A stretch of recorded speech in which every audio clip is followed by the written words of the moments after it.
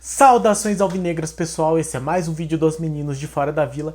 Eu sou Danilo Rattori e hoje a gente vai falar de um assunto que é, acho que pior do que falar de uma derrota do Santos, que é falar da situação financeira ruim do Santos.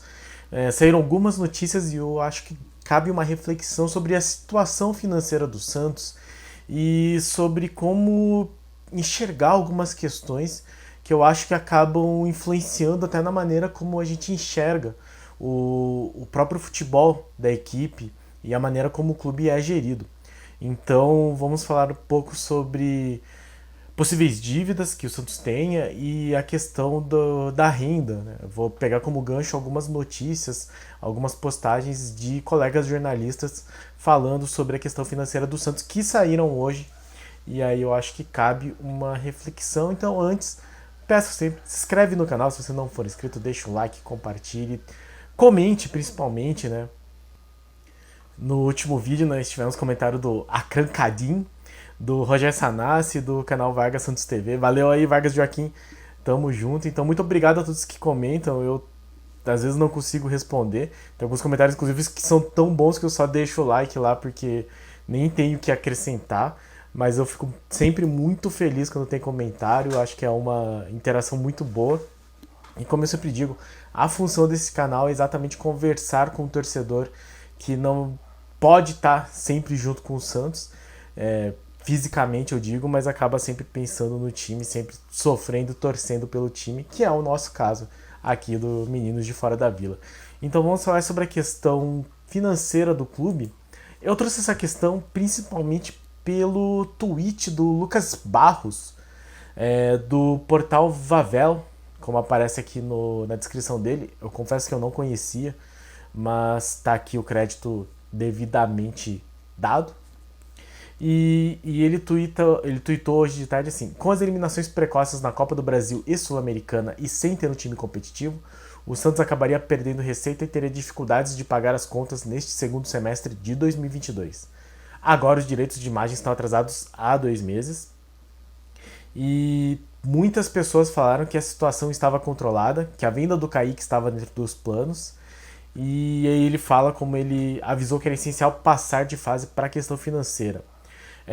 Não vou aqui colocar em questão a informação do Lucas Barros, só ele que trouxe, então ainda eu acho que, de novo, sem querer desmerecer o trabalho dele, mas eu normalmente tendo a transformar em notícia só quando o Diário do Peixe, ou o Globo Esporte, o GE, o UOL, o Lucas Mussetti, assim, quando esses grandes veículos postam algo sobre o tema e ainda não teve esse tipo de repercussão. Então a questão de direito de imagem atrasado ainda talvez não seja assim uma grande crise, né? A gente lembra, né, que o direito de imagem não é exatamente a maior parte do salário do atleta, do jogador, principalmente o salário em si, mas o direito de imagem eventualmente é um motivo para o jogador reclamar, porque afinal de contas é algo que, via de regra, está acordado e não é como se o clube pudesse atrasar assim indefinidamente. Então, assim, não vou aqui tomar como uma verdade absoluta o tweet do Lucas Barros, mas também não vou desacreditá-lo. Eu acho que a gente, enquanto leitor crítico, enquanto torcedor, mas com pensamento crítico, é importante não levar a ferro e fogo tudo que aconteça com relação a informações divulgadas pela mídia de um modo geral. Eu acho que nem tudo é exatamente verdade. Eu não tô, de novo, não estou falando que o que o Lucas Barros está falando não é verdade. Eu só acho que antes de se criar um clima absolutamente caótico e apocalíptico, assim, com relação a isso, eu acho que cabe ainda esperar um pouco, eventualmente ver se outros veículos vão repercutir, se até os próprios Santos vai se pronunciar sobre a questão.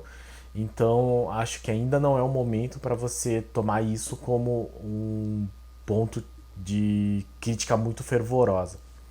Mas cabe ainda a questão, o pensamento, né, uma reflexão com relação a isso. Porque a grande bandeira da gestão Rueda enquanto promessa de campanha e enquanto gestão foi principalmente pensar e cuidar muito bem, gerir muito bem a questão financeira. Então, quando surge uma notícia dessas, você acaba perdendo muito da sua força enquanto credibilidade dentro da sua própria proposta. Eu digo no caso da gestão Rueda.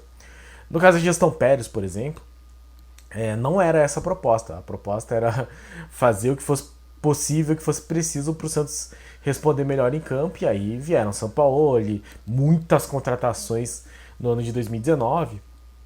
Um time que até se manteve bem até 2020. Então, a ideia do Pérez era, enquanto gestor de futebol, de um clube de futebol, né, muito diferente da questão do Pérez, do Rueda. Né? O Rueda sempre deixou muito claro que o objetivo era manter as finanças saudáveis, melhorar a situação do clube financeiramente, para daí o clube ter condições de crescer e competir com os outros times que estão à frente em questão de elenco de uma maneira economicamente saudável. E aí eu trouxe aqui uma outra notícia do Diário do Peixe, créditos para Laura Marcelo, também publicada hoje, cuja manchete é: rivais lucram mais em um jogo do que o Santos em toda a temporada.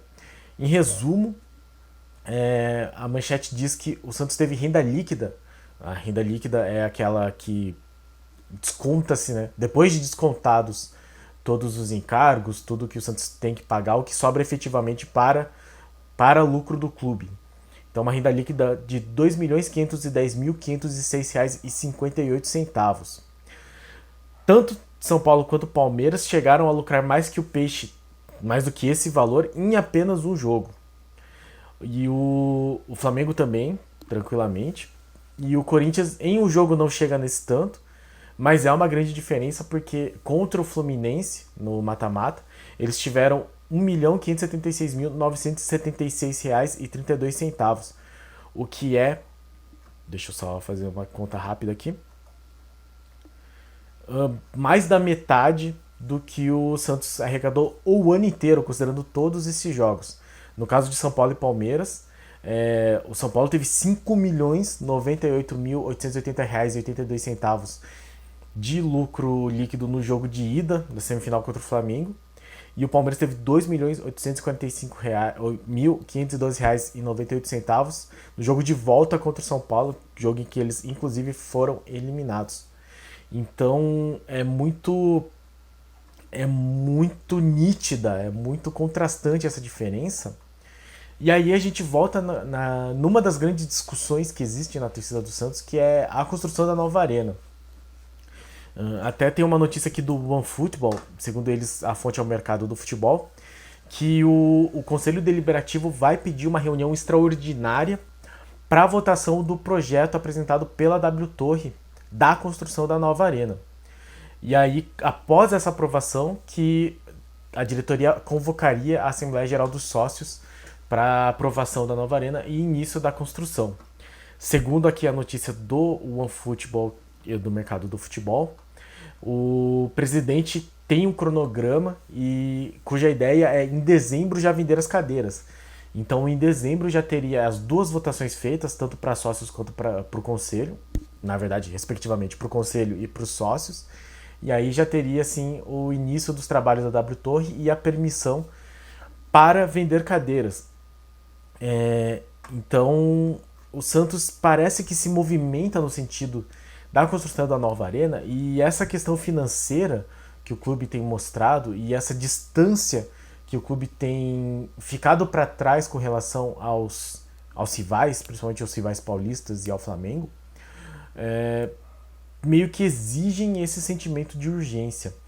E aí tem uma parte da torcida assim, que cai ainda naquela discussão de o Santos é de Santos, o Santos é de São Paulo, e muita gente ainda também tem a questão de falar que se o Santos não coloca, não enche a Vila Belmiro, que tem teoricamente quase 20 mil de capacidade, por que construir uma arena com mais de 30 mil ou perto de 30 mil lugares? A questão passa além disso, né?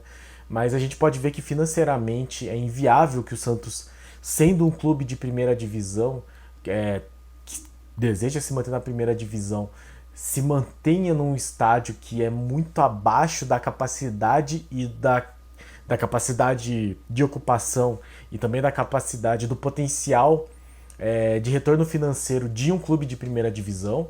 É, e eu tô dizendo isso assim numa visão muito menor, né? O torcedor santista, pelo tamanho que o Santos tem, almeja conquistas a nível pelo menos nacional. E aí, o estádio é primordial nesse sentido.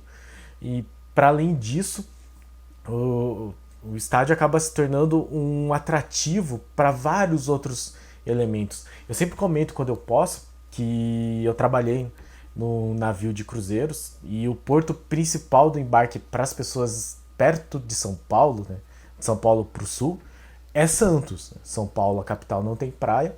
Santos é o maior porto da América Latina.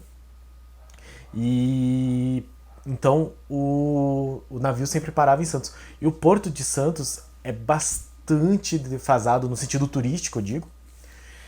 E não tinha um acesso tão fácil à Vila Belmiro, pelo menos não que eu pudesse ter percebido. Eu até uma vez tive uma visita da minha família no navio quando ele estava atracado em Santos, que é uma coisa que acontece.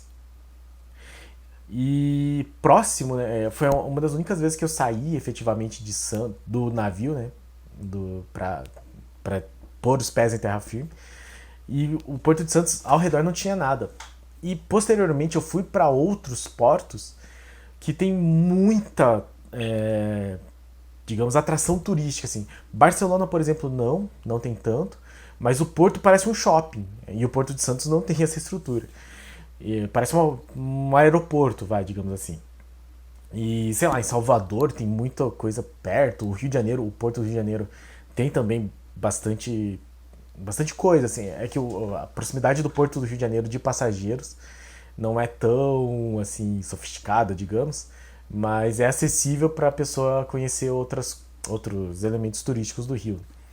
Então, o Porto de Santos acaba deixando a desejar. E uma reflexão que eu faço é: a partir do momento em que a Vila Belmiro se torna mais famosa, se torna mais cômoda, até a questão de visitação turística por parte desses turistas que, posso afirmar com tranquilidade, já diria o choque de cultura, tem muito dinheiro para gastar, ficaria muito mais acessível. Santos é o maior porto de embarque e desembarque, já que fica mais perto de São Paulo. Então é normalmente o começo dos roteiros do, do Brasil e da América Latina. Né? Então sai de Santos, vai para o Rio de Janeiro, vai para o Nordeste e volta. Sai de Santos, vai para Montevidéu, vai para Buenos Aires e volta.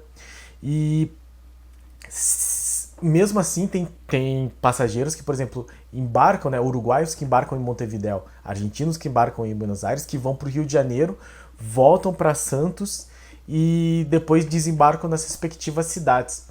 Então, Santos tem um potencial para esse público, por exemplo, muito grande. E é um período que vai assim mais ou menos de novembro, né, no verão brasileiro, novembro até o carnaval, um pouco antes, um pouco depois, e que permite que já tem jogos, né? Por exemplo, o Santos nesse ano não vai jogar em novembro, mas ano que vem vai estar jogando já no final de janeiro, começo de fevereiro.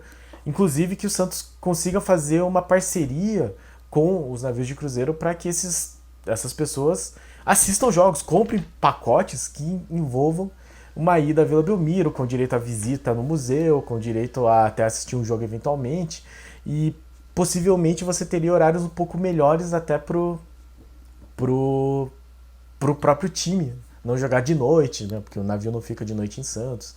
Então, esse é um dos elementos que faria diferença à nova arena. Para além disso, a proposta da W Torre, como a gente viu com a questão do Parque das Alianças lá do Palmeiras, é ela construir, ela arcar com as despesas e o clube ceder o espaço para shows. E de novo, né, uma coisa que a gente sempre bate. Primeiro que não tem como. Tem muito torcedor do Santos que fala, não, é um absurdo fazer em Santos, porque a maior parte da torcida está em São Paulo. Só que a W Torre não tem interesse em construir em São Paulo. Ela já tem um estádio lá para fazer os próprios shows. Então, o Santos, né, a cidade de Santos, se torna uma opção muito mais interessante para ela agregar patrimônio, né, digamos, e possibilidades a seu próprio pertencimento. Então não faz sentido a W Torre querer fazer um estádio em São Paulo, não faz sentido o Santos recusar uma proposta dessas para se manter ou para sair de Santos, né? E além disso, para a W Torre faz sentido esse negócio porque ela já tem muitos grandes shows que são no estádio do Rival Verde, porque é um estádio moderno, porque é um estádio que abriga shows. Eventualmente o time perde aí algumas oportunidades de jogar lá porque a construtora tem o direito, mas até aí ela arcou com as despesas e no caso do Santos é tranquilo. Mas principalmente porque Santos concentraria toda a capacidade de shows da população da Baixada Santista, e não só isso, você poderia ter vários shows maiores no período de férias, que é quando eu imagino que a Baixada Santista aumente muito a população, né? Então você tem uma população que aumenta pela presença de turistas dos navios de cruzeiro, mesmo que momentaneamente, e pelas pessoas que saem das suas cidades que não são litorâneas para fazer esse período litorâneo turístico. Então, pelo menos aqui no Paraná, o pessoal que é aqui de Curitiba, assim, que é da região, sabe que Guaratuba tem uma casa de shows que tem shows muito grandes durante a temporada, porque é quando tem muito movimento lá. Então são shows que acabam enchendo bastante. Santos tranquilamente poderia ter esse potencial e concentrar não só as pessoas que moram normalmente na região, mas também pessoas que vêm da capital e de outras cidades. Então a construção da arena é tipo um preceito básico para o Santos conseguir aí se aproximar e tentar diminuir um pouco essa distância financeira que tem surgido com relação aos rivais. E evitar situações como essa do atraso, né, ou de, digamos assim, informes que circulam sobre o atraso de direito de imagens, por exemplo, na questão do pagamento de jogadores, porque afinal de contas, se a gente olhar exatamente esse último período, né, das contratações do Santos, o Santos acabou não gastando muito, mas trouxe, por exemplo, o Soteldo, que é um jogador que o Santos parece, assim, eu já li em algum lugar que o Santos tem um real interesse, já garantiu para ele que vai ser comprado, e aí são 20 milhões de reais, se eu não me engano. Trazer o Carabarral, que fez um contrato bastante longo aí de 3 ou 4 anos. Então são jogadores que... o próprio Zanocelo, que o Santos também tem a intenção de comprar. São jogadores que demandam um tipo de gasto financeiro que a gestão Rueda não vinha tendo, mas que eventualmente vai precisar ter caso queira manter uma situação futebolística um pouco mais calma do que nós temos visto recentemente.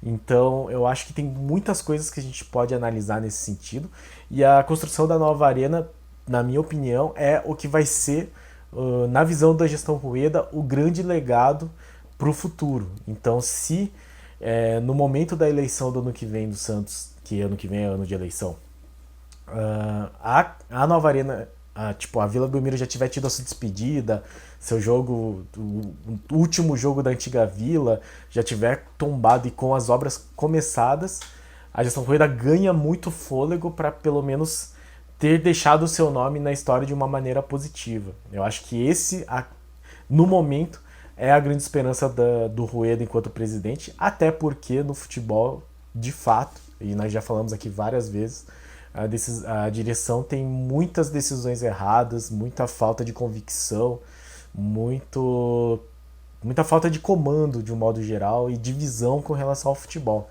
Então eu acho que neste momento o Rueda meio que falou assim, não tem mais o que fazer com relação ao futebol, vou tentar não passar vexame e vou focar em fazer um grande legado que seja o estádio para o futuro. Então talvez daqui a alguns anos o Santos esteja melhor dentro de campo, com um estádio mais moderno, com um estádio mais confortável, que seja mais atraente, e aí as pessoas vão pensar, bom, teve esse período do Santos que foi muito difícil, mas foi quando começou a construção desse novo estádio, e isso passa pela questão da gestão Rueda. Eu acho que essa é a grande esperança dele, e eu sei que tem muita gente criticando nesse momento. Eu acho que a grande maioria das críticas são cabíveis, assim, a gente faz elas aqui várias vezes, então críticas à maneira como o futebol é gerido, crítica à maneira como o time é construído, e agora, né, essa notícia, ou essa possibilidade de atraso de salários e de direitos de imagem, que é uma coisa muito preocupante para uma gestão que se fiou muito nisso, mas caso consiga essa nova arena, eu acho que é a maneira que o Rueda vai encontrar para ter o seu nome colocado na história, assim como a gestão Pérez teve, vai ser sempre lembrado pela questão Sampaoli, pela final da Libertadores, mas também por ter sido o time que pôs o Santos no transfer ban. Eu acho que a gestão Rueda vai ter esses momentos também. Ela vai ser lembrada por um período muito ruim futebolístico do Santos, a menos que 2023 seja espetacular, e eu não acho que vai ser lembrada nesse sentido, mas eventualmente vai ser lembrada também como a gestão que construiu uma nova arena que possibilitou o Santos a ser um time com maior projeção e com maior possibilidade de alcançar êxito no âmbito esportivo, que eu acho que é o que nós queremos neste momento, ou pelo menos a médio prazo. E a gente sempre tem que lembrar, né? Santos é uma cidade bem menor do que as outras grandes cidades que têm times com mais potencial financeiro, e então o Santos precisa pensar diferente. E eu acho que a nova arena, ainda que não seja assim uma coisa super criativa, mas é uma forma dessa possibilidade do Santos de conseguir aí se aproximar dos rivais no âmbito financeiro, e aí talvez aproveitar todas as outras coisas boas que o Santos já tem, como a sua fama, a fama da sua base, até, não sei, a maneira como o Santos consegue ser sustentado, digamos assim, futebolisticamente pelas suas crias. Eu acho que isso vai ser exponenciado quando o Santos conseguir dar esse passo financeiro, né, subir esse patamar financeiro, e a nova arena seria um passo para isso. Então, quando você que está assistindo for pensar sobre a questão da nova arena, se é uma boa ideia ou não, leve em consideração todos esses aspectos, né, do quanto isso seria importante e o quanto isso redimensiona o tamanho do Santos, não só do time Santos, mas também da cidade de Santos, né, do potencial turístico, do potencial centralizador, assim, aglutinador de pessoas, do impulso que isso seria até para a cidade. Então eu acho que a nova arena tem que vir, e tem que vir de uma maneira assim, bastante urgente, né? Porque se o Santos está sofrendo para pagar direitos de imagem, e se isso realmente proceder, não foge, né? Não foge da questão do Santos estar aí com uma renda que no ano inteiro é menos do que um dos jogos dos rivais da capital.